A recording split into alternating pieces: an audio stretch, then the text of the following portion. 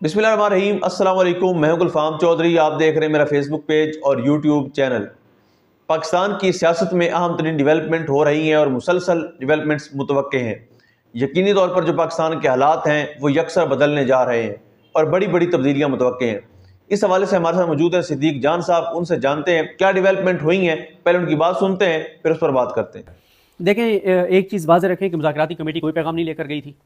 यानी ना तो वो पैगाम अल्लामा राजा असर अब्बास साहब लेकर गए थे, ना वो सफजादा हामिद रज़ा साहब लेकर गए थे, ना असद कैसर साहब वो पैगाम लेकर गए थे, ना उमर अयूब साहब लेकर गए थे। सही। वो पैगाम लेकर गए थे अली मीन गंडापुर साहब, और अली मीन गंडापुर साहब की इसीलिए अकेले में भी इमरान खान साहब से मुलाकात करवाई गई। सही। और आप देखें कि नजम सेठी समेत बहुत से सहाफ़ी जो हैं, जो इस वक्त इदारों के बहुत क्लोज़ हैं, नून लीग के बहुत क्लोज़ हैं, वो ये कह रहे थे कि शायद 13 को भी ये फैसला ना सुनाया जाए। लेकिन जैसे ही मुज़ाकराती कमेटी इमरान खान को मिलकर निकलती है तो साथ ही ट्वीटों की भरमार शुरू हो जाती है कि रोला पड़ जाता है, कल फैसला आ रहा है और सज़ा हो रही है और ये है वो। मामला ये है कि इमरान खान साहब को ना इस फैसले से बहुत डराने की कोशिश की गई। दो चीज़ों से इमरान खान साहब को डराने की कोशिश की गई, एक इस फैसले से और एक मिलिट्री कोर्ट से। दोनों में इमरान खान ने कहा कि मेरे वो हम कहते हैं ना कि मेरे जूते को भी फर्क नहीं पड़ता। तो इमरान खान ने जूता भी नहीं कहा, उसने कहा मेरे रफ चप्पल को भी फर्क नहीं पड़ता। मतलब वो जितना उसको तज़ीक उसको कर सकते थे इनकी इस ब्लैकमेलिंग की, उतनी इमरान खान ने की है। इमरान खान ने एक लम्हे के लिए भी नहीं। और इमरान खान को देखना, इमरान खान करता है क्या?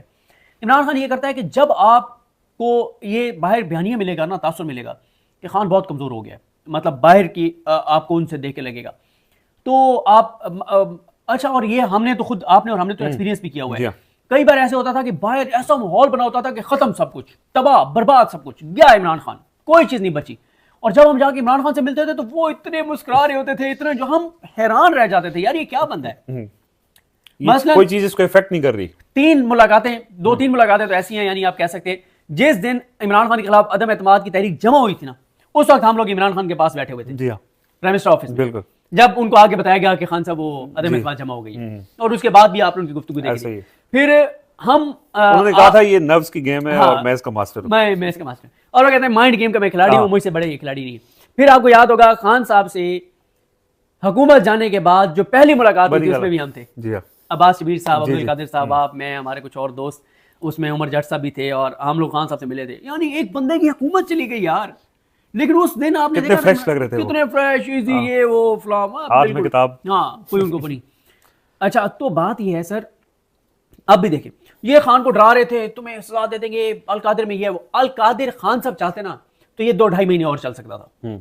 18 दिसंबर से ये 2 माह और चल सकता था। खान ने क्या किया, जब ये बहुत बाहर बयानिया बना दिया गया ना कि खान डरा हुआ है, अल कादिर की वजह से उसको ब्लैकमेल किया जा रहा है, इसलिए मुज़ाकरात की टेबल पे भी बैठ गया है, इसलिए, और ये बयानिया बहुत ज्यादा बनाया गया कि इमरान खान मुज़ाकरात की टेबल पे इसलिए बैठा है कि अल कादिर का फैसला आने। 18 को क्या कहा उसने, खान के फैसले ऐसे ही होते हैं। उसने कहा गवाह ड्रॉप, कोई अपने हक में गवाह नहीं ला रहा, कोई सबूत नहीं ला रहा, सुनाओ फैसला।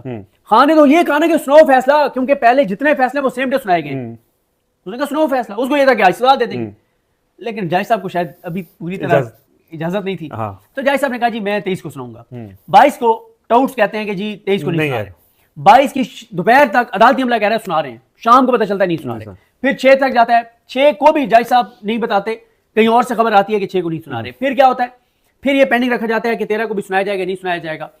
और पहले ये बयानिया बनाया गया जब ये था कि यार इसमें अगर मुज़ाकरात की एक सिलसिला शुरू हो चुका था, तो अगर कामयाब हो जाते हैं, को बात बन जाती है, खान मान लेता तो फिर बरी तो करवाने। फिर टाउट्स को कहा गया, टाउट्स ने ना बयानिया बनाना शुरू किया। बड़ा अपराइट जज है नासिर जावेद राना, और बड़ा जबरदस्त जज है, पूरे शवाहिद देखेगा, फैसला कुछ भी आ सकता है, बरी भी कर सकता है। ये बयानिया बन।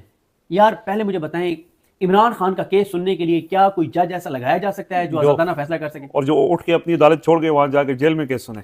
मतलब खान का केस जितने जज सुनने के लिए जाते रहे अडियाला में, चाहे वो कुदरतुल्लाह हो, चाहे वो बशीर हो, चाहे वो ये उससे पहले हमारी तो वही कोर्ट में बैठ के सुना था, लेकिन या अबुल हसनाद, ये और अब जो शाहरुख अर्जुमन साहब और नासिर जावेद राना साहब, मतलब इमरान खान का केस जो सुनने के लिए जज जाएगा उसकी पहली शर्त ये होगी कि 100% रिजल्ट हो। अगर 1% भी डाउट होगा ना तो वो जज नहीं जाएगा। और इसलिए 2 जज चेंज हुए। पहले किस केस में वो जफर इकबाल साहब चेंज हुए थे, और वो जब जुडिशल कम्प्लेक्स वाले वो जज साहब 18 मार्च को जिन्होंने बाहर से हाजिरी लगा दी थी, और एक जज साहब चेंज हुए हैं, ये जो अभी एडीसी वाले भी चेंज हुए थे, एटीसी वाले चेंज हुए, वो मलिक इजाज असफ अवान, उनको अली नीलम साहब ने चेंज किया हाँ। क्योंकि नून लीग नहीं, वो जो जवाद साहब भी हुए थे ना, जो वो राजा जवाद अब्बास साहब एटीसी के केस सुने थे, क्योंकि 2 जमानत के उन्होंने जमानतें कंफर्म की थी। हाँ, राजा जवाद अब्बास भी चेंज हुए, जफर इकबाल साहब भी चेंज हुए, और एक जज अभी ये मोहम्मद अली वड़ाइच उनका नाम था, ये क्या था, वो भी चेंज हुए, ये अल कादिर के सुनने वाले, और मलिक इजाज से अवान, ये यानी जिस जज के बारे में भी ये था ना कि ये अपने हलफ के मुताबिक जाएगा, मेरिट पे फैसला करेगा, वो जज चेंज हुआ और उस जज को लगाया गया जिसका बिल्कुल पूरा एक यकीन था कि इंसाफ ना सिर्फ होगा बल्कि होता हुआ नजर भी आएगा, पूरी कौम देखेगी। अब आप और मैं अडयाला तो नहीं गए, लेकिन हमें आज रात को पता है, इस वक्त जब हम रिकॉर्ड कर रहे हैं, रात का क्या टाइम है, रात के 2:04 है, लेकिन हमें इंसाफ होता हुआ नजर आ रहा है। ठीक है। बाकी बात यह है कि जिस जज के पास फैसला सुनाने की तारीख मुकर्रर करने का इख्तियार ना हो, ठीक है, हाँ, ये मैं अब भी कहता हूं कि इसमें कोई शक नहीं है कि अभी भी चांसेस हैं मौजूद, ऐसा नहीं है कि चांसेस मौजूद नहीं है, बरियत के चांसेस मौजूद है, हो भी सकते हैं, केस में कुछ नहीं है, केस में कुछ नहीं है, और फिर पता भी है कि इधर से आप कन्विक्ट करेंगे, हाई कोर्ट सस्पेंड हो जाएगा। लेकिन वो जो डाउट्स का आपने जिक्र किया, वो ये कह रहे हैं कि वो जो जिन बुनियादों पे हाई कोर्ट को मुअत्तल कर सकती है, उन सारी चीजों को पहले से क्लियर किया जा रहा है, ठीक किया जा रहा है।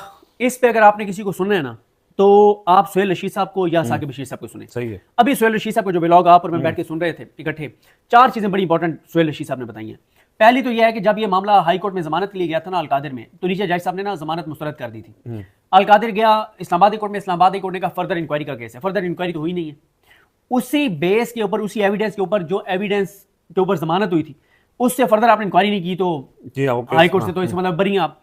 दूसरे नंबर पे फरहद शहजादी का कहा जा रहा है कि उसने कोई एविडेंस दे दिया। ये भी अचानक आया है कि जी उन्होंने कोई सबूत दे दिया, ईमेल किया है या पता नहीं लिख के भिजवाया है। ट्रायल कोर्ट का यह असूल है कि कोई चीज ईमेल के जरिए, डाक के जरिए, व्हाट्सएप के जरिए जज को मौसूल नहीं हो सकती। तो जो भी चीज है वो बाकायदा उसको लाया जाएगा मुल्जिम को, वहां पे उसके ऊपर वो रिकॉर्ड कराएगा बयान, जिरा होगी, एक एक डॉक्यूमेंट जो है वो आपको रिकॉर्ड पे लाना होता है। इस जो जब तक ये ट्रायल कंक्लूड हुआ है ना, उस वक्त तक फरहद शहजादी नहीं थी, और वो उनको इश्तिहारी करार दिया हुआ है, वो है ही नहीं। फरहद गोगी, हाँ, जिनको फरहद गोगी कहते हैं, लेकिन फरहद शहजादी उनका नाम है।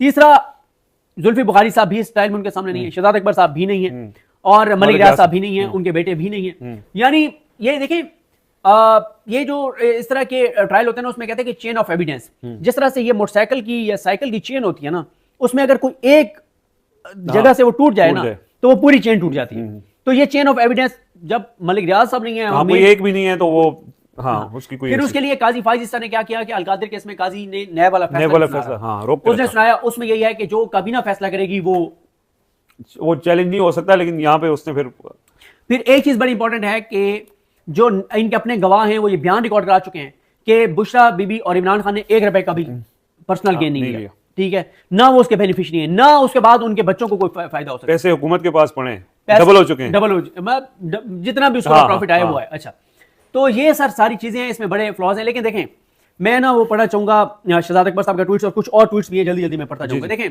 शहजाद अकबर साहब का ट्वीट आया और ये बिल्कुल यही हुआ है कि आज एक कोशिश की गई है इमरान खान को ब्लैकमेल करने की। जी बिल्कुल, जिस तरह से आपने सिद्दीक जान साहब को सुना कि आइंदा आने वाला जो हफ्ता है, ये चंद दिन है, ये पाकिस्तान की सियासत में कितने अहम है, और इसमें जो पाकिस्तान की सियासत है उसमें कितनी बड़ी तब्दीलियां मुतवक्के हैं। अल्लाह पाक वतन अजीज़ का हामी व नासिर हो। पाकिस्तान जिंदाबाद।